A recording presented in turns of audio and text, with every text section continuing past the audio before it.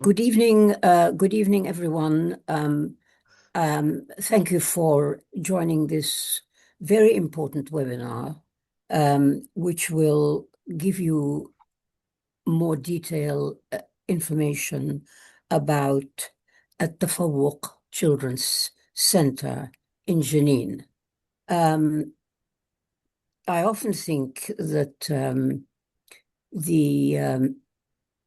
the Israeli assault on this children's center brings together all the most hateful aspects of Israeli conduct towards the Palestinians. Israelis hate Palestinian children. They really do. They would like them to disappear. That's why so many have been killed already in the war on Gaza, and long before that,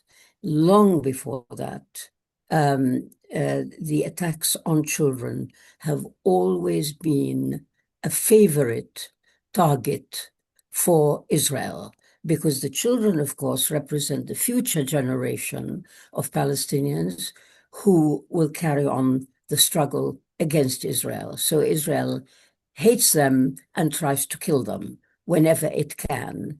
The second aspect of this is Israel's hatred of refugee camps, because the refugee camps in which the Tafawk Center is sited in Jenin camp, but the refugee camps altogether in general are also a target for Israel. Israel hates them because they are living reminders of what the Israelis did when they took over Palestine. They expelled and made homeless and stole the lands of Palestinians who became refugees. They are sitting in camps, living witnesses to Israel's crimes.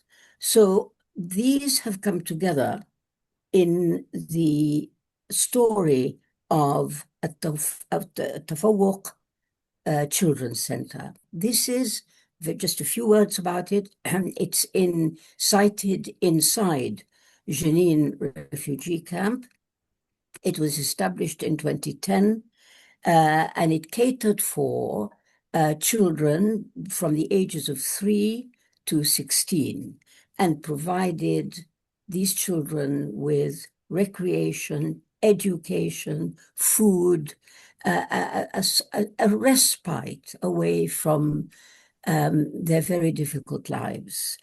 It is unconscionable that this humane project has been destroyed by Israel, which has attacked the Tafawk Center, destroyed its infrastructure, its water supply, its electricity, even the books and the toys that the children used and gave them so much pleasure. It's the most terrible, terrible, tragic story. And I think it's symbolic of the way that Israeli savagery and brutality is aimed at the most vulnerable sector of any people on earth, their children. So no more from me. We want to hear from a panel of people who have intimate experiences with this tragic story. First, I want to start with Khalid Quzmar, who is from Defend Children International. This is a splendid humanitarian organization, which you will not be surprised to hear has been called by the Israelis terrorist organization, and it's been closed down. So over to you, Khalid. You have about up to 15 minutes to tell us a little bit more. Thank you very much, Ghada, for the introduction, and for really I would like to thank you and the colleagues Tony and Karen and all for giving me this opportunity and to be part of this important webinar. I will talk about my experience about the work that we started 35 years ago. First of all, I'm a former DCI, Defense for Children International Palestine Director. I joined the DCI, Defense for Children International Palestine, in 1995 as a defense lawyer to defend the Palestinian children in the Israeli courts. But to go back maybe 10 years ago, 10 years before I joined DCI as a lawyer, I'm born in a family which suffered from the Israeli occupation since the Nakba. The Nakba, they deported my family from where they've been living to the other side, to the what called in that time the Jordanian side. And we live there considered as refugees, but we've been like a farmer family. In 2003, the Israeli occupation decided to build the wall, the apartheid wall, the separated wall.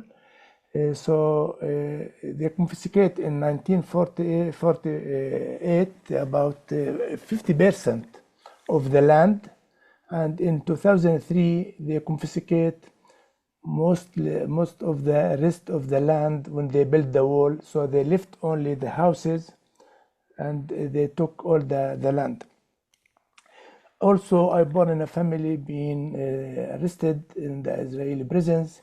So I decided to study law while I was 15 years old, when I used to visit my brother in prison in order to support and to be close to the prisoners and to my brother.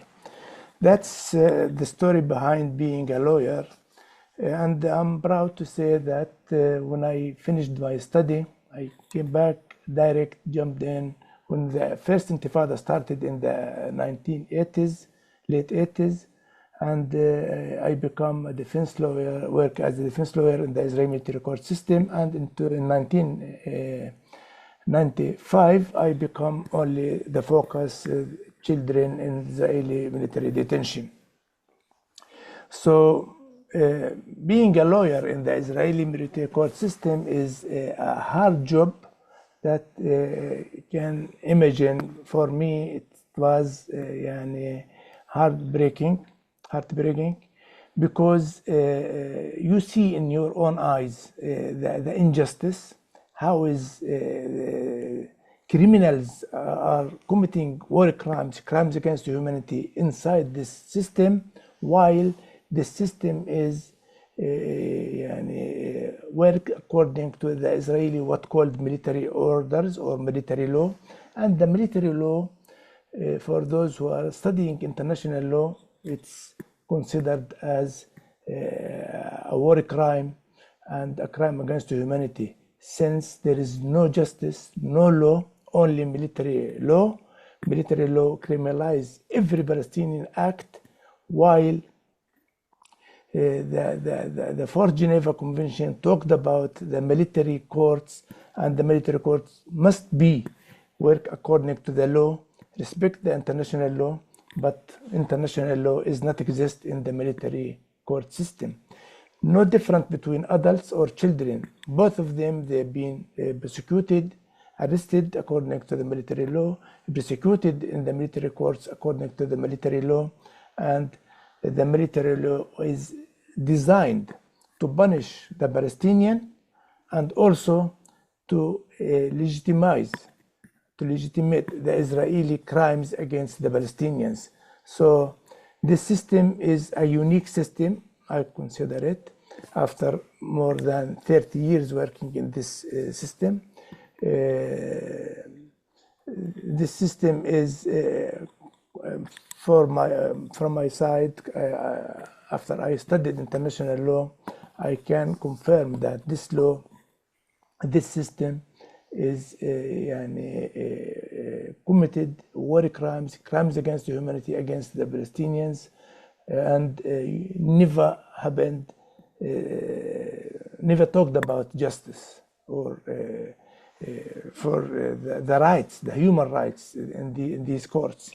So for me as a lawyer, I can say from my experience that if I've tried to use the international law in the military courts, that will be not in the interest of my client, and my clients will pay the price, being in prison for years because I used the international law.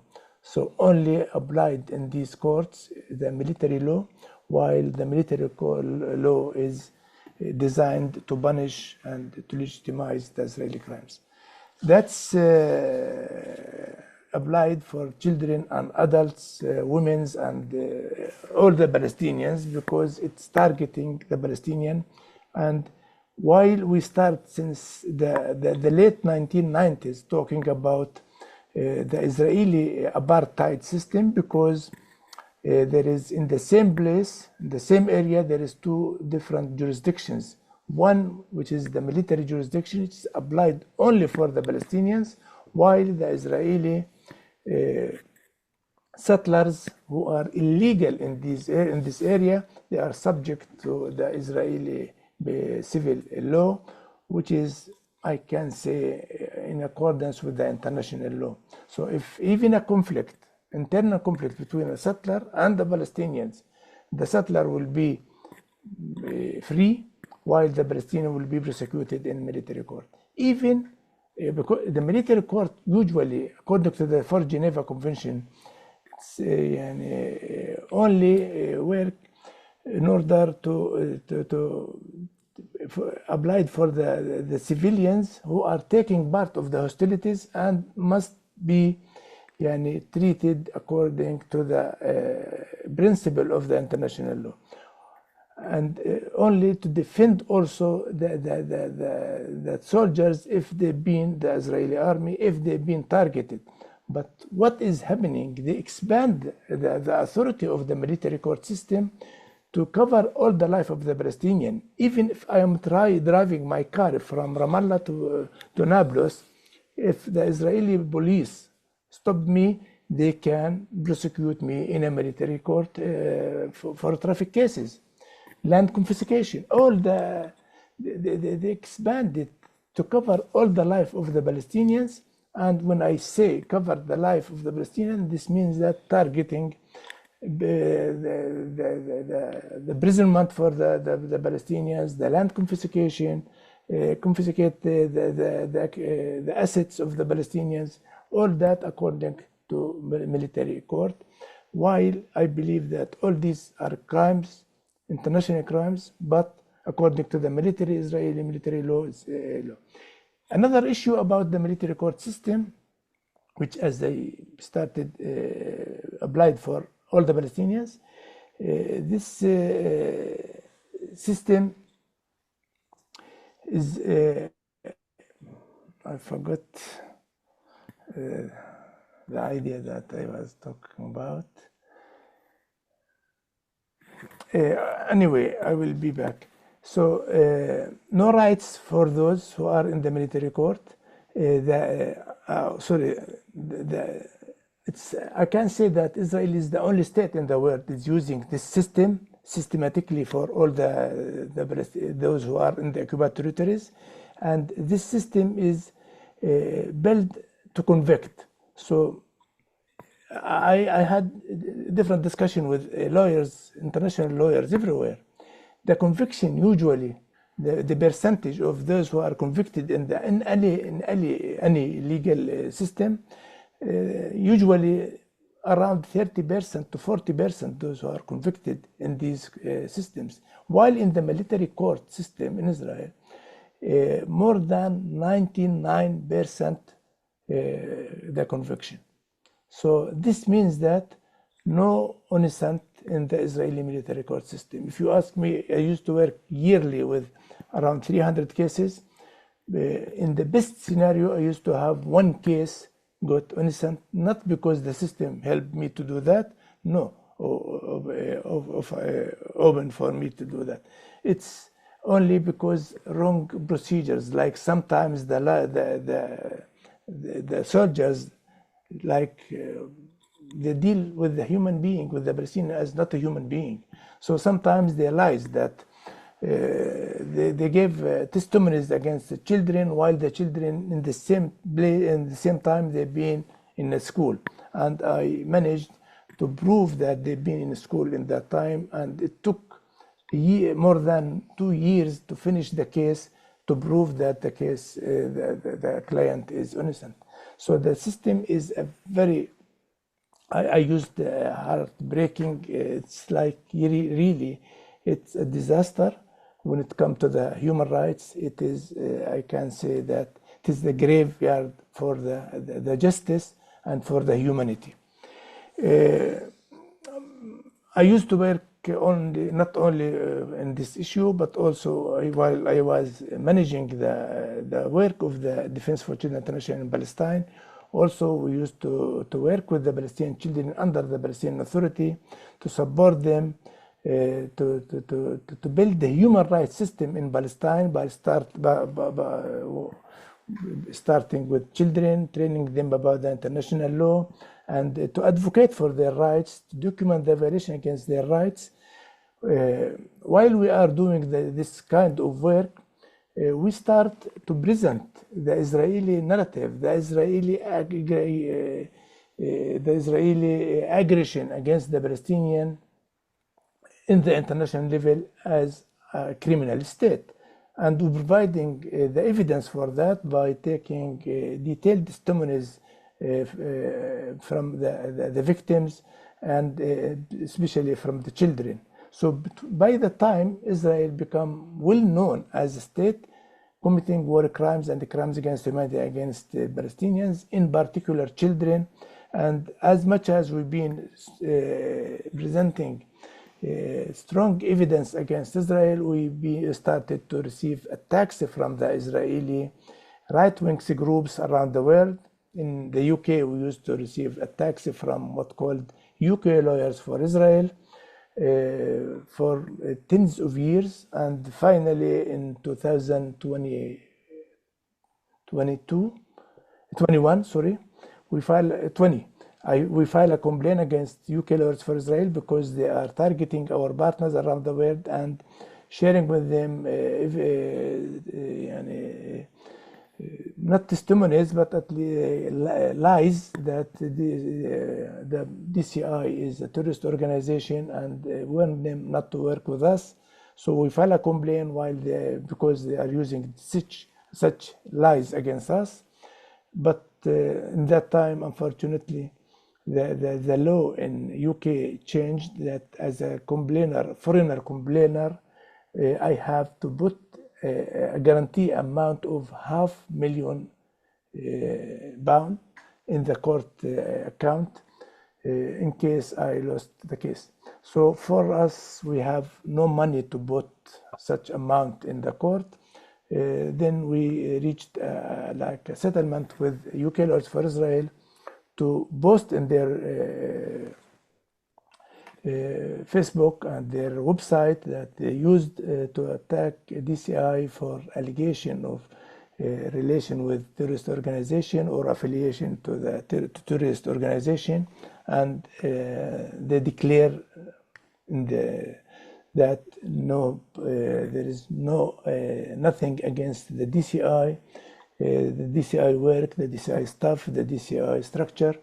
So for us, it was like an opportunity to silence them, because what they did is to silence us, but we continued. Since we continued the work and we silenced the UK Lawyers for Israel, then they designated my organization as a terrorist organization in 2021 after they raided the office and they broke the doors and they steal equipments, computers, files. We file a complaint against them in the Israeli military court system, argue them to prove what what they are accusing the DCI and to share what they have against us after they raided the offices. But they, because they designated us, they closed the case. So we will continue the work until the end of March, but more attacks we start to receive from right-wing groups in the US, in Europe, inside Israel, and raided the office again. So for that, due to the Israeli restrictions and even attacking, putting pressure for even in the Palestinian side, to the banks, to the companies, the audit companies. So we reached a point that we are unable to continue our mission. But of course, we are very much care about the work that we used to give, the services that we used to serve to the Palestinian children. And I'm happy to say that another Palestinian NGOs are taking care of children now and continuing the mission of the DCI, and that's make me, I'm not saying happy, but at least that there is others who are doing the work that DCI is unable to continue, which is very important, not to leave any child behind while they are targeted by the Israeli. What is happening with my organization, with the Palestinian children, with the Palestinian people, the refugee camps, the ongoing genocide, I can assure that it is not individual practice from that soldier or that settler. No, it's a system. It's an apartheid system, a colonization system designed to deport or to force every Palestinian to leave, to free Palestine from the Palestinians. And this is why they are doing all these actions since 1940s until now.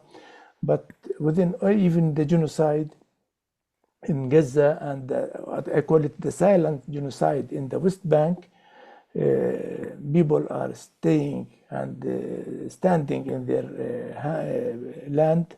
They will continue being in their country with the support of, first of all, the international community, those the solidarity campaigns around the world, and also because they believe that we have no other land except our land, our Palestine.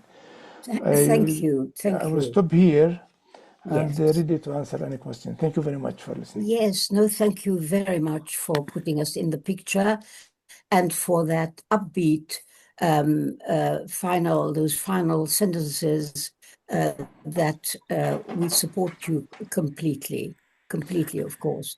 I sometimes wonder, listening to people like you, I wonder why the Israelis go to the trouble of having a legal system at all with regard to the Palestinians. Why don't they just say, shut up, we're throwing you in jail, you have no rights,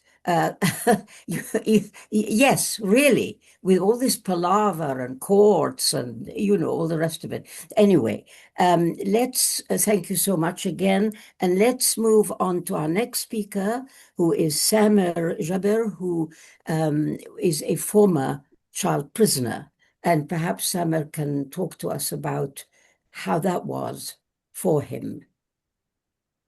Hello, everyone. Thank you for Gada and Tony and everyone else for inviting us to this.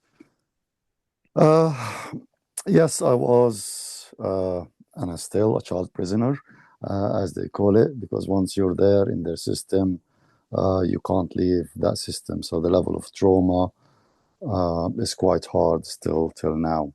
So I was picked up from home alongside my older brother. I was 16 and a couple of months, and my older brother was 17 and a few months.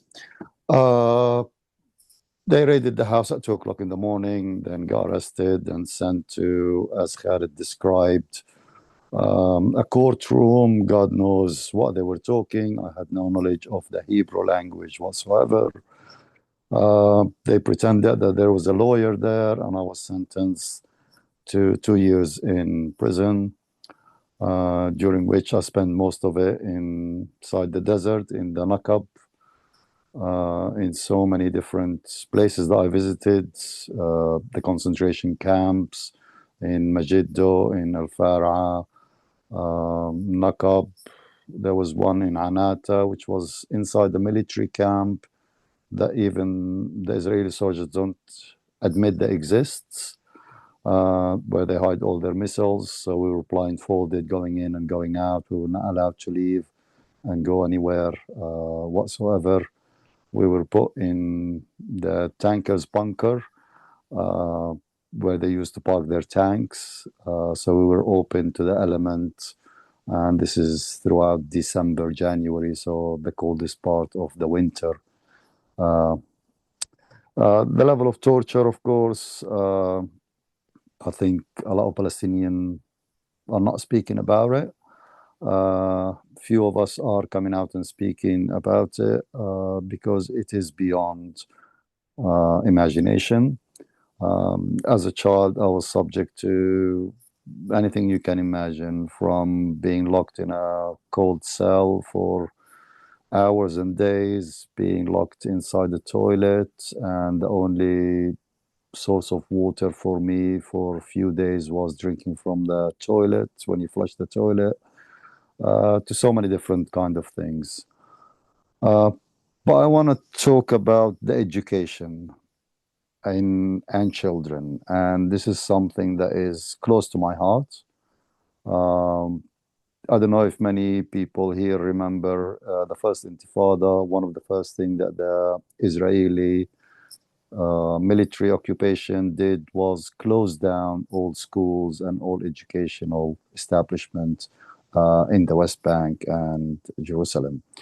And that was a systematical approach from the Israelis in order to destroy our Palestinian spirits, and to erase, and ethnic cleansing and the genocide started long time ago. As Palestinian, as an educator now myself, I strongly believe that knowledge is the key for success, and the Israelis understand that knowledge and children are the future. So that's what they've been trying to do. We saw what they did in Gaza, or what still they're doing in Gaza. Over 20, 30,000 children being massacred. We know they're targeting children, they're targeting teenagers and their reproductive organs to stop them from stop the birth rates. We know that they destroyed every university and every school in Gaza, and we know they did the same thing, and they're doing the same thing in Palestine. I was talking to Mana and Khalid and Ghada earlier, talking about Jenin, talking about Tafawk Center, and I know how important it is for children to have that. As we know now, as I said, it's something close to me. I am an educator in the UK after leaving Palestine, and I understand, and in the UK we emphasize that education is a basic human right that everyone around the world, and we in the UK, we support a lot of charities around the world to try to establish free education. Now, when it comes to Palestine and the children of Palestine, the level of trauma that they're going through is beyond imagination. So having a center like a Tafawk and different kind of centers around the West Bank is quite crucial. Not just for the education, because as Palestinians, we learn to educate ourselves in so many different places, believe it or not.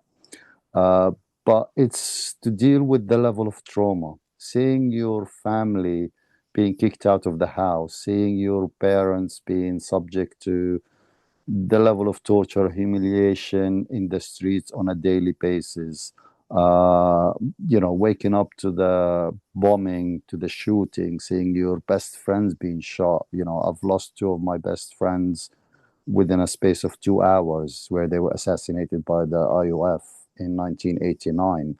And I still can't get over this. And the only thing that helped me throughout my time inside the concentration camp was the books that we managed to smuggle in.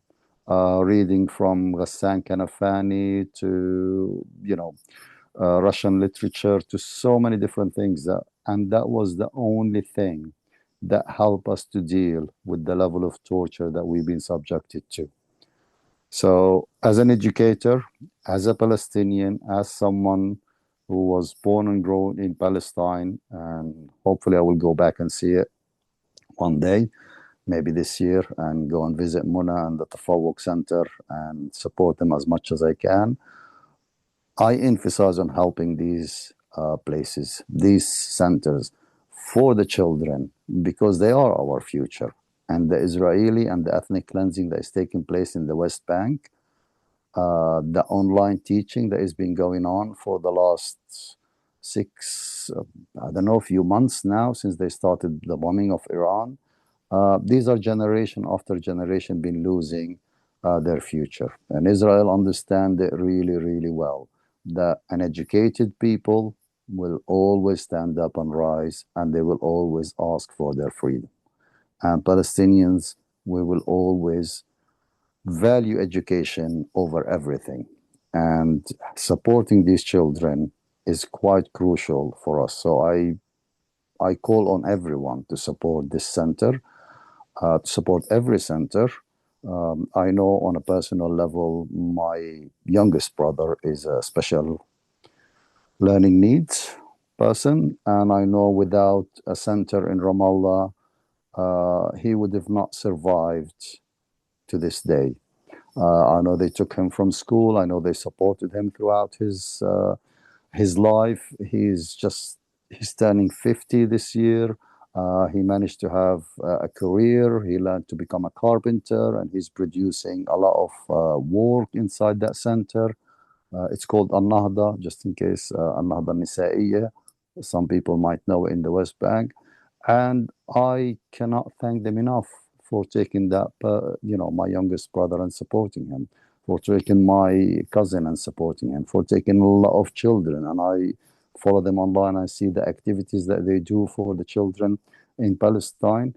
And honestly, I feel proud that I've met Mona and her work in Jenin and in the camp.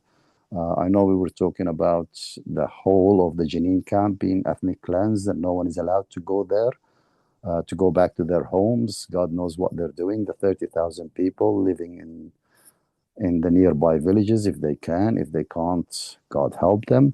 But these children who left their homes, they are traumatized. So having a center like at Tafawk is very, very crucial and important for these children to find some kind of normality, to express their feeling, to express the anger, to express the trauma that is going, whether it's through art, whether it's through learning different things, different activities with their friends, finding kind of a normality in this madness that the Israelis are inflicting on Palestine.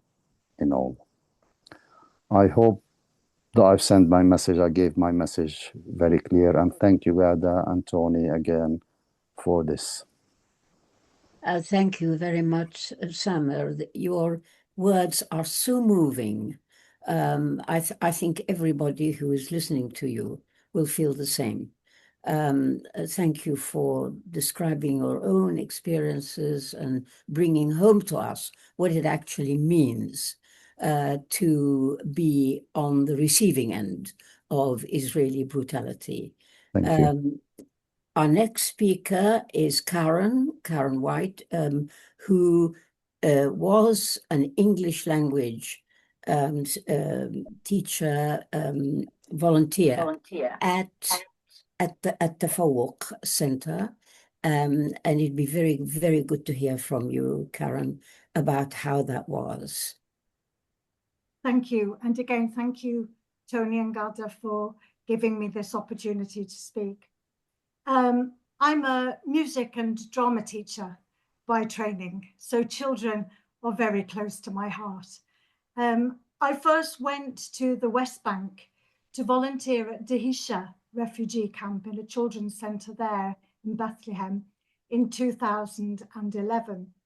And since then, I've returned to the West Bank several times, the last 2 times being in 2017 and 18, when I was volunteering at Tafawk in Jenin. There I met Mona, who was the centre's director, and I worked alongside her and lived with her large and extended family in the camp, and they made me very, very welcome. The history of the camp was impossible to ignore, but so too was the sense that actually what I thought was history wasn't history at all, but it's an ongoing lived reality. I met Siti, Mona's grandmother, who was 102 years old at the time. She had been violently driven from her home in Nouris, near Nazareth, in 1948. Mona and her parents carried both physical and emotional scars of 2 intifadas and of raids on their home. Mona's father, uncles, brothers have all spent time in Israeli prisons, and Mona herself has been arrested and held for hours at a time by soldiers. In fact, while I was staying in the camp, the soldiers came and took Hamoudi, Mona's younger brother. They took him, imprisoned him, no charges were brought, and several months released him, but he was a shadow of his former self. I've not been able to return since 2018, but I speak with Mona every week, sometimes more often.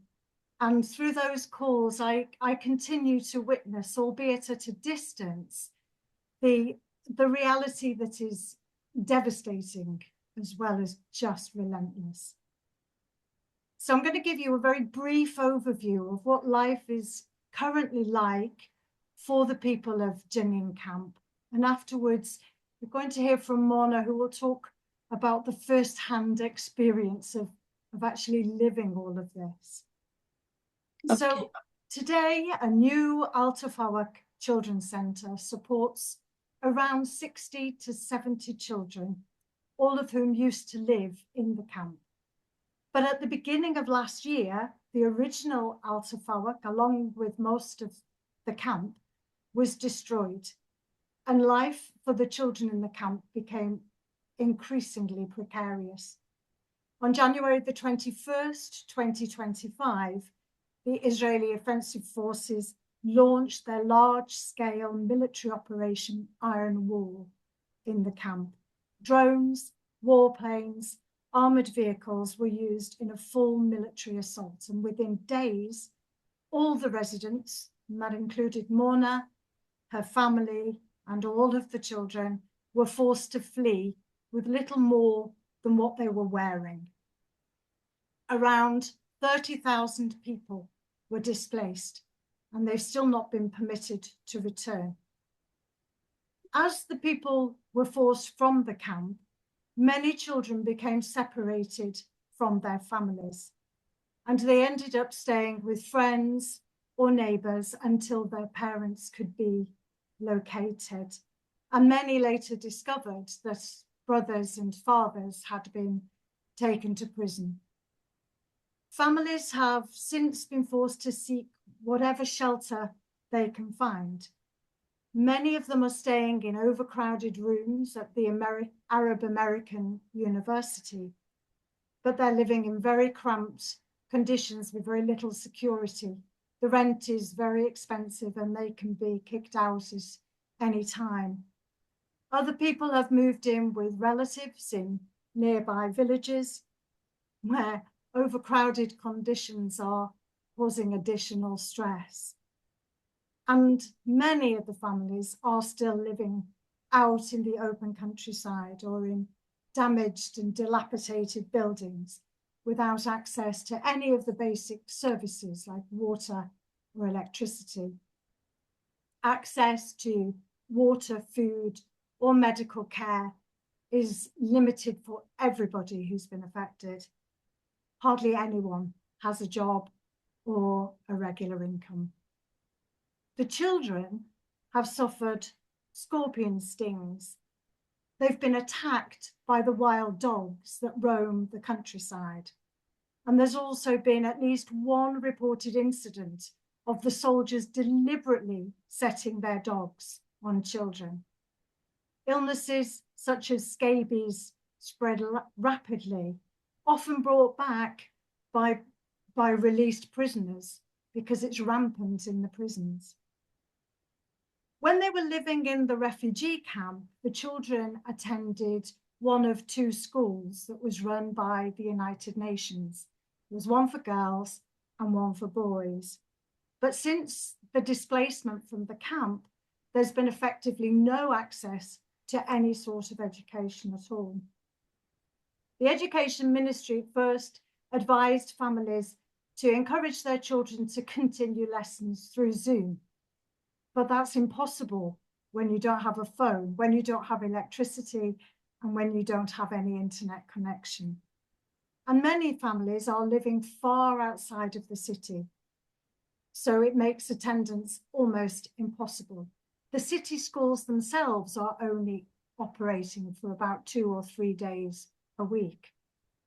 Traveling has become very dangerous. The roads are heavily controlled by soldiers, with checkpoints, roadblocks, and military vehicles patrolling the area.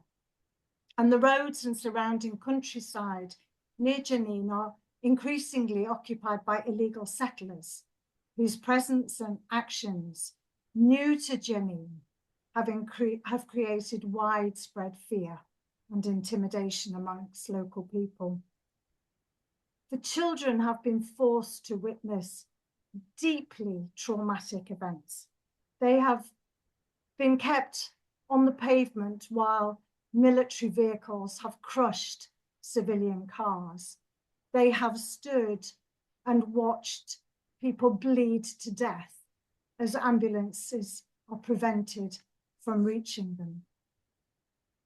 The children who attend Tafawk are transported by minibus because the roads are so dangerous. But maintaining this service is becoming increasingly difficult.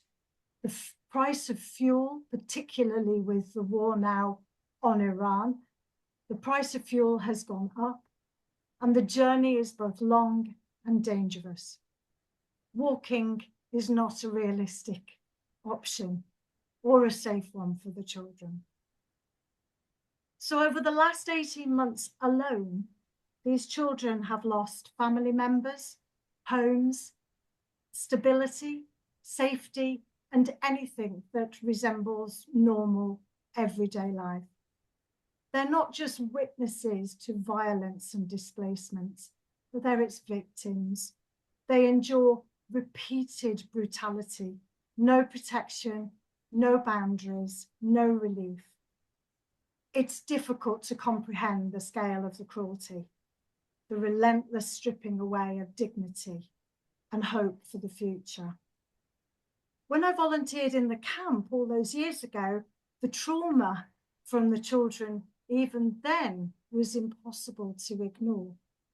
Some were loud and volatile, with anger spilling out in ways they just couldn't control. Others were withdrawn, anxious, frightened to engage. Many were just exhausted from nights that were broken by fear and nighttime raids of soldiers.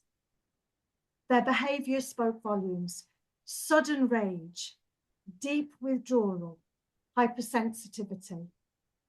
These were not difficult children. These were children struggling under impossible circumstances and in desperate need of support. It's difficult to comprehend, therefore, the impact that the last 18 months have had on these children, already deeply traumatized. Mona explains as well to me that sometimes the staff too struggle to cope. Although they understand the causes of the children's trauma, they are also living through the same circumstances and carrying their own emotional stress. As a result, they often find it difficult to know how best to support and help the children, but they hold them close. Mona understands personally how violence and instability can affect a child. Growing up, her own education was disrupted. The camp's overcrowded schools struggled with repeated closures and severe shortages. And during the Second Intifada, she and her family were displaced into tents and her education interrupted for an entire year. Founding Tafawk in 2010 was her act of defiance and resistance against that loss. She was determined that children should have somewhere to learn, to grow, and feel valued. And now, in the present, despite everything that has happened, Mona continues, the children continue, and a new Tafawk continues, in rented rooms, held together by determination, community, and international donations. The children who attend have lost almost everything, and yet still they come to learn, to play, and to find moments of joy. And that persistence is extraordinary. Though according to Mona, none of the children or their families are really living. They're just about surviving. But no child should have to survive like this. Thank you for listening. Thank you, Karen. Thank you, and thank you very much for that vivid account of what you saw. Brings it all home to us that this is a daily crimes committed by the Israelis against, as I said previously, the most vulnerable section of society, the children. Muna, I'm wondering, did you want to add anything to what Karen said? Hello. Yeah, I would like to talk for a few minutes. Yeah. Thank you to everybody to get me here to talk. This chance for me means a lot to talk, and behind me, huge children. It is very, very big thing I'm doing here. Karen explained everything. Sorry, maybe my words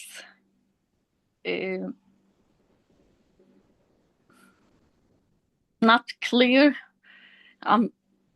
but we living here a very, very hard time. We passing very hard things. I'm now talking to you in a secret place in my brother homes and nearby soldiers. We have to live here because we don't have any place to rent outside. So we are here. After lifting the camp, all of us, including my family, including all the children from the camp and their families, at first, a lot of people went to Arab American University. After that, the owners start asking them to leave, start blaming us. So a lot of people now without shelters, a lot of children without places. Every day I'm dealing with these children. I'm collecting them from different places. every day I have to worry about the fuel, about the minibus, about the soldiers everywhere. I feel that we are passing things that we even can't understand them. We are just surviving. If you ask me what's life is for us, I could say I don't know, because I don't know really after 1 hour what will happen. And it long time I didn't talk. We don't talk too much. All people are without their minds. Some very aggressive. The children so aggressive. Some of them have traumas. Me too. I'm also has trauma. The teachers, but I'm still going on because I can't leave these hopes behind me. After they destroyed the center in the camp, and I saw videos putting the knife on the names of the children. This was a very hard attack for me. Then I was determined to open a new center. The donors were always there for me. So the children have another hope. Some of them don't sleep at night, but you can find them in the morning, woke up, ready, waiting the bus to come to take them to the center. So their life just the center. Some of them you can find that they are for 2 days without food. It happens. Before we couldn't understand how Gaza people are suffering, but now in the West Bank, we are passing all these traumas, all these difficulties. I'm sorry that I can't talk very good, but Mona, you are doing very well. thank you, Karen. Will you tell us what you do in the center for the children? Yeah, every morning we started picking up the children. In that way, we facing a lot hard things: soldiers, dogs, pigs, everything. A lot of the time, the minibus can't get the children from countryside. So we had every morning 2 hours till we arrive the center. There, the children eat food. Sometimes we don't, but they understand that they need, that we have to choose between coming to the center or having food that day. The children play. Sometimes they are asleep because they didn't sleep that night in their home. So I let them to sleep. Sometimes the teachers can't even deal with the children. So everyone here start to understand everyone. Yeah, that's... You told me how the parents beg you to take their children to the center. Yeah. And that it's a wonderful gift. Will you just tell that story? Yeah. The story really was that people from the camp still remember that I take their children home and I can really educate them. So some families come to me begging me that please take our children with you. Let them stay there.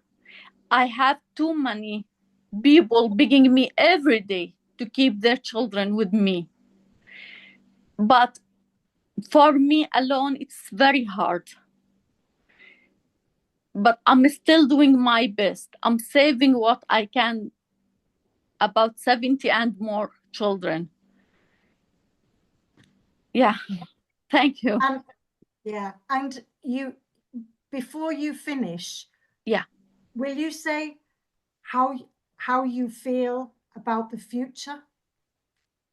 To be honest, the future now not exist in our dictionary. We don't have a future. Ask me what you will do tomorrow. It's better than tell me what the future. Because without you, without all of you, we can't survive. We really can't survive. I don't know what if you would hear from me the next day or not. But by you, we are surviving. And I want to thank all the donors who are doing their best. And I'm telling them, we owe me, the children, their families, all of us, to everything they do for us. Because there's fun at Tafawk is there. Thank you so much. Mona, you are amazing. Thank you. I want to add my thanks, and I'm sure the thanks of everybody watching you and listening to you, Mona. And also, Tony, I'm sorry, but also I need to say that Tony is our hero, to let the people hear me. Karen, you, all of you, really means for us a lot. Thank you. Indeed. And listen, thank you. We are extremely moved. I really don't know what we can say. You've been so honest. You've been so eloquent. You've really put us completely in the picture. It's bad. I can't begin to imagine what life is like for you. It increases my own anger against Israel and the ongoing support that Israel receives.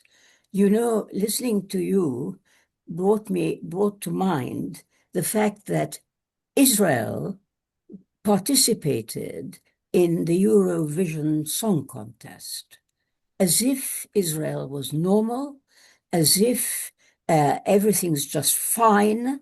You can invite Israel, the Israeli singers, to represent the state, and that's just fine. Knowing about you and the life that you are describing, it's an outrage. It's really an outrage. What can I say? Allah awiki. Inshallah. Wallahi, I've just said to Mona that she needs to just to go on, to draw strength and to continue. There is no other option open for us, really. Thank you. And maybe this is the moment to ask Tony, the hero that you described, Tony Greenstein. Can I just interrupt you and say I forgot to say Naomi Wayne is due to speak next. She's from one of the charities who've also been supporting the Tafawk Centre, the British Shalom Salam Trust. So if you could allow Naomi to speak next, and then I will speak after her. Thank you. Yes, sure, of course. Sorry, it was my mistake that I didn't remember. Right. Nemi, over to you. Thank you very much. Thank you very much for inviting me. It's a great honor. If I can just have a short aside to answer Garda Kami's question when she said one has to wonder why Israel goes to the trouble of having a legal system. And I think there's a really simple answer, which I can't resist giving, which is it's no trouble. It's not a serious legal system. It acts as a fig leaf, and it costs them absolutely nothing at all. But it is often used by those who support Israel as a justification, saying, see, we put them through due process. It's no trouble to them. I'd like to talk about the trouble that Tafawk has, But I'd like in particular to explain about the charity that I represent and why we support Al Tafawk.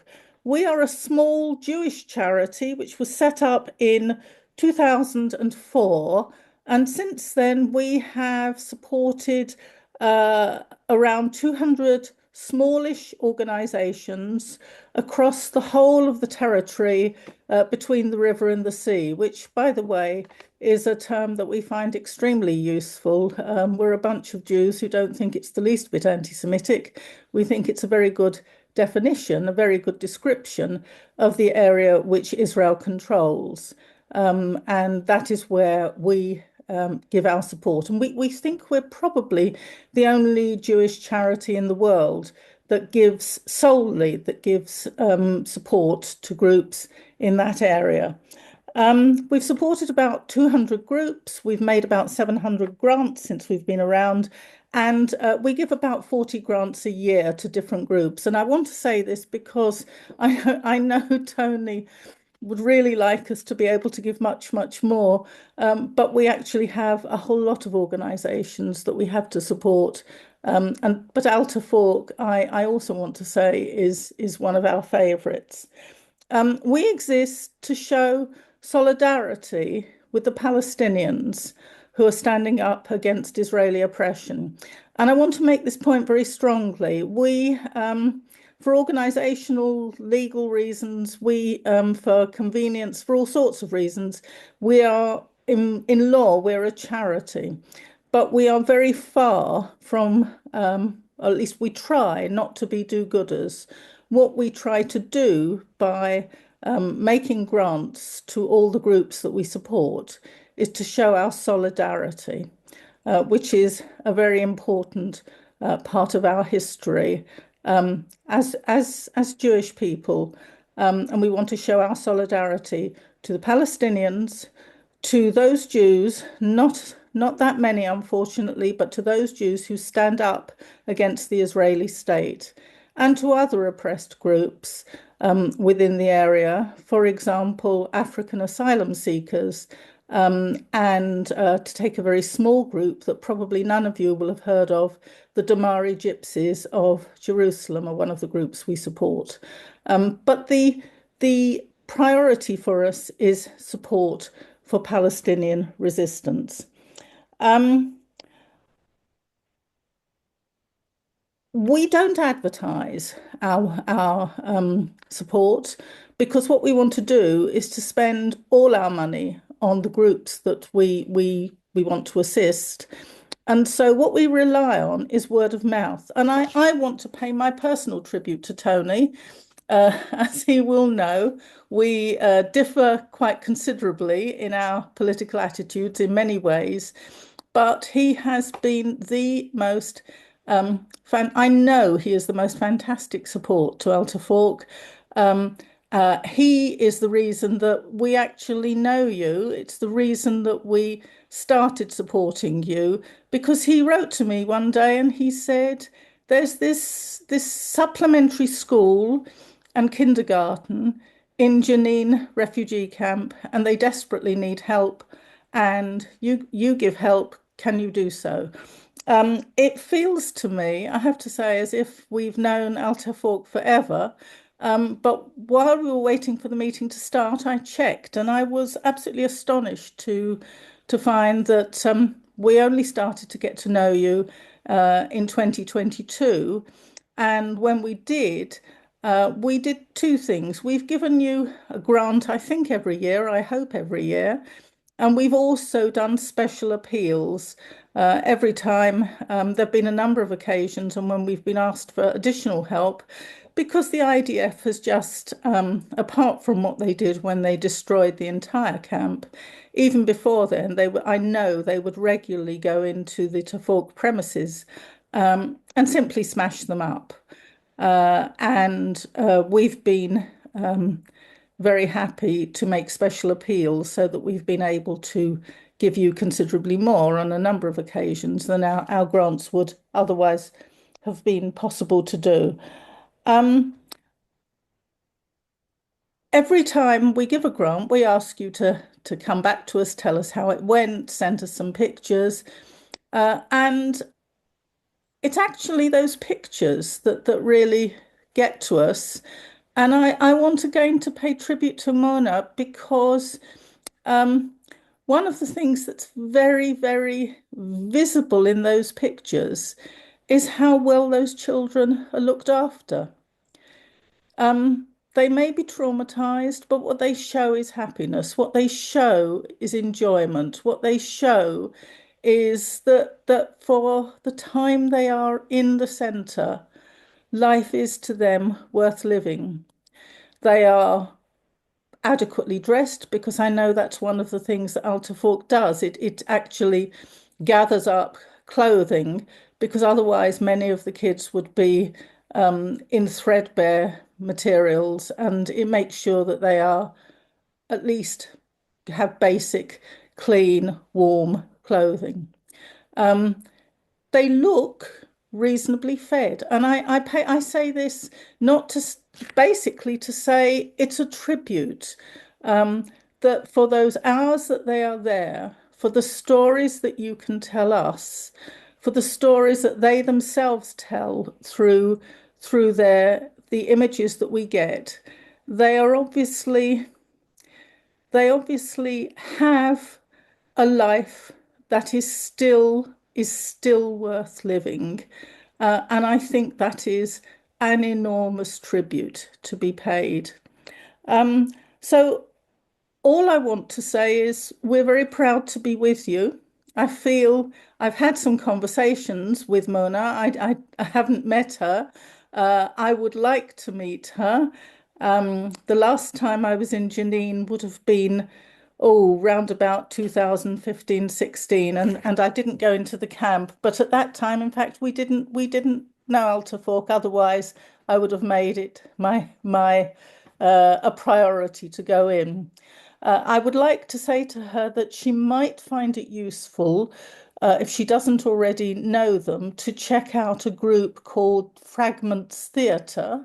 If you don't know Fragments Theatre, they're a small arts project that works particularly with women and children in Jenin City, and who might be able to share some work, help out, give you some ideas, get some ideas from you about working with children. They're a project that our charity has actually supported for considerably longer than we've known you.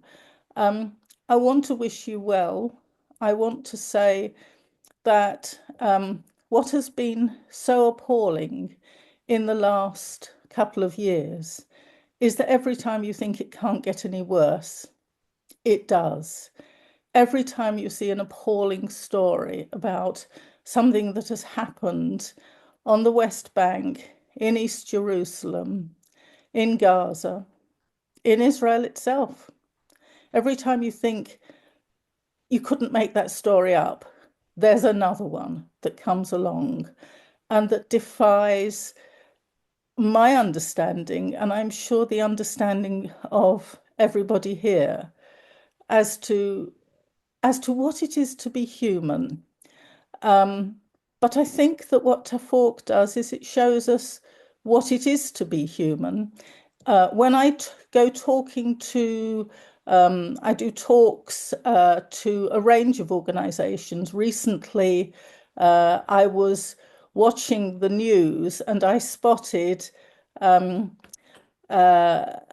Catholic priest, being a 75-year-old Catholic priest, being arrested in a Palestine Action demonstration. So I tracked him down, found his church, and wrote and said, "Can I come and talk to you about the sort of work that our little charity does?" And his boss said yes.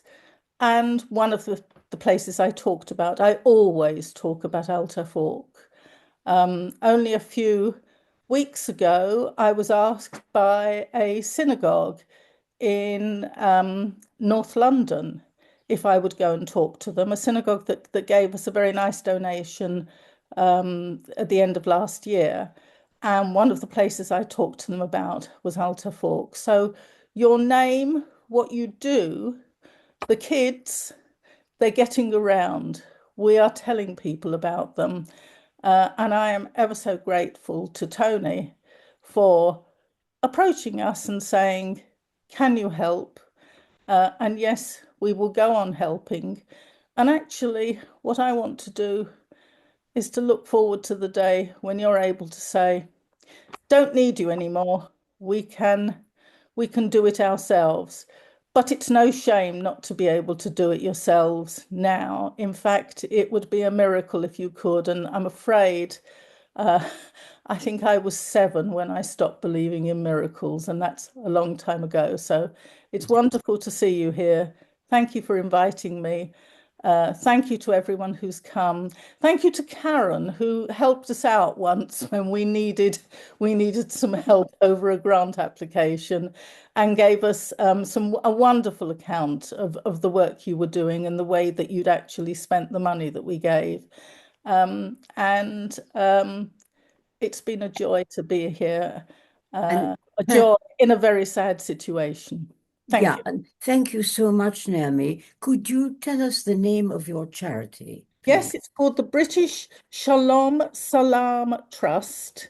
And all people need to do is Google BSST, and you should find us. British Shalom Salam Trust. We're not difficult to find. Okay, thank you very much for that wonderful contribution to the panel. And perhaps the time has come now to turn to Tony, and for you, Tony, to have the last intervention.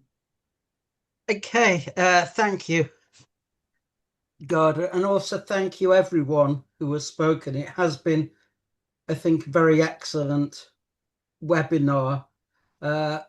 I've been working, I was approached in, what was it, 2019 by a member, an activist in the National Union of Teachers, now the National Education Union, and asked to help with supporting Tafawk. I didn't realise that 7 years later it would be one of my main tasks is to try and raise enough funds to keep the centre going. But Tafawk isn't simply a kindergarten and a place that children can go. It's a microcosm, in a sense, of everything that's going wrong in the occupied territories and the repression that we've seen. And it's a symbol of resistance to a completely inhumane occupation that the West not only tolerates, it supports. And I think it's our duty. I mean, I've been called a hero, but I'm not a hero. I'm simply someone who feels that you can't turn your back when you're requested to give help. And I want to pay tribute to not only all the speakers here, we've heard some very moving accounts from the different people, from Khaled, from Naomi, from Karen, from Mona, and so on. But we have a duty to try and protect the Tafawk Centre from the increasing repression, because we know what Israel's objective is in the West Bank, and that is the ethnic cleansing of the West Bank, the transfer of its population, just as it started in 1948 with what is Israel proper, the 1948 borders. Now its colonization has reached a point where there is a critical mass of settlers in the West Bank who in essence want to ethnically cleanse and remove the Palestinians. And the Zionist attitude to children, I mean, we've seen that in Gaza. Every doctor has come back and said Palestinian children are being targeted. They're being shot in the head, in the genitals, in different parts of their torso, etc. And the attitude really is best summed up. And I quote Rabbi Marley, who's the head of the B'nai Moshe Yeshiva in Jaffa, which is a pre-military yeshiva. And he said, today's terrorists are the children of the prior military operation that left them alive. The women are essentially the ones who are producing the terrorists. It's not only the 14 or 16-year-old boy, the 20 or 30-year-old man who takes up a weapon against you, but also the future generation. There's really no difference. I mean, this is a religious Zionist rationale for exterminating children. And it is no different at all from the speech that Heinrich Himmler gave in 1943 to senior SS officers, justifying the Holocaust and the murder of Jewish children. And he did it like this. He said, "I did not assume to have the right to exterminate the men and have the Avengers personified in the children to become adults for our children and grandchildren." And that, I'm afraid to say, is the mentality that the Israeli military, but also the majority of the population now holds, that a Jewish state has actually turned into a monstrous entity. And it's not enough for people to say, well, we should have two states, which is a formula for doing nothing and for tolerating the occupation. Two states has become the cover for that. There needs to be a thorough de-Zionization and an end to this racial supremacy, which expresses itself not only in Rabbi Mali, but in the day-to-day sayings and quotations that are so numerous that it would be absurd to even try and pick them out, which talks about eradicating Gaza from the face of the earth, where 57% of the Israeli Jewish population wants to transfer Arab citizens of Israel, never mind those in the occupied territories. So we, in a sense, have to bring counter pressure to bear. We have to be able to embarrass the Israeli government enough, and goodness knows that is very difficult, so that they actually lay off the civil society organizations, because Tafawk isn't simply a case of another charity to which to give money to. It is actually a symbol of Palestinian existence on the West Bank. And in my time of involvement in 2021, the Israeli military entered the Tafawk Center and destroyed the interior. One soldier ripping up children's books and saying they don't need to read because they'll only become terrorists. 2023, the same happened again, except they also punched holes in the external walls. And then, of course, in January last year, they completely destroyed the center as part of the destruction of the Jenin refugee camp. So I think we know what Israel is about. I mean, I have been raising the funds, and the funds are paid by the charity I represent, which is the Brighton Trust. It's, as you can imagine, based in Brighton, but Tafawk is our main project. We give grants to other groups as well, but by far and away the major group that we give to is the Tafawk Centre. And many people will think of me as a pest for harassing them into supporting the centre. Naomi said that I'd lobbied her, but I have lobbied other people as well. But we need to send, and we try to send from our own charity, £4,000 a month as part of the overall cost of maintaining the centre, because of their very high costs, the high cost, as Mona said, of fuel, of electricity. Palestinians have to buy water on the West Bank, whereas the settlers get it free. So Israel, in complete contravention of the Fourth Geneva Convention, owes no duty of care whatsoever to those it occupies. And of course, we know that it's busy displacing them, also in contradiction to the Fourth Geneva Convention. And the rulers, the monsters that rule us, Keir Starmer, the man who is a Zionist without qualification, simply turn a blind eye. And the only thing they ever say in terms of Israel is that Israel has the right to defend itself. And the obvious question is, how do you defend yourself by attacks on a kindergarten like Tafawk? So I am interested, and if other people are interested, in forming a kind of Friends of Tafawk in Britain, which can then begin to put serious pressure on some of our MPs to get the government and the Foreign Office to put pressure on the Israeli government, for instance, by calling in the Israeli ambassador, for example, by putting down an early day motion in the House of Commons. I think we have to try, although we have very few weapons, to embarrass the Israeli government to explaining why its military continues to harass the centre.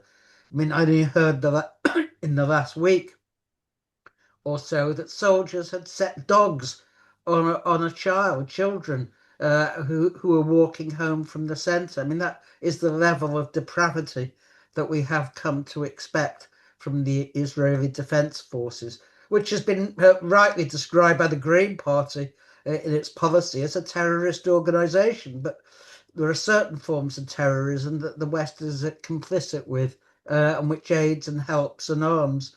So again, I want to thank people for coming here and for donations and contributions and so on. But if anyone wants to contact me and say, yes, we would be interested in forming a Friends of Tafawk as a way of getting sponsorship from people who are more powerful than us, in order that we can bring concerted pressure to bear on the Israeli government to basically instruct their own military that they should have a hands-off policy with regard to Tafawk instead of what has been happening. So once again, I'd just like to say thank you very much for attending, and the fight goes on, and Mona, we will not abandon you. Okay, thank you again.